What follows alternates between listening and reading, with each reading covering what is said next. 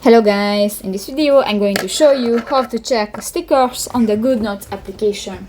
But first of all, I just want to mention, please don't forget to subscribe to our channel, because at 100,000 subscribers we are going to show you our YouTube revenue statistics and growth strategy, how to make money online. So let's jump into it.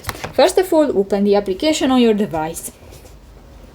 That's the home screen, and go to the left bar at the screen. You can find the fourth option, the marketplace, under the shared option. And here you can find the fifth option, the stickers, at the top bar at the screen. Click that, but wait a few seconds because that's a little bit slowly. And here you can find different stickers for animals, foods, functionals and nature, and you can check that, and if you buy it you can use that, for example the Hello Kitty sticker packet. So that's pretty much it for this video guys. See you in the next one. Bye bye.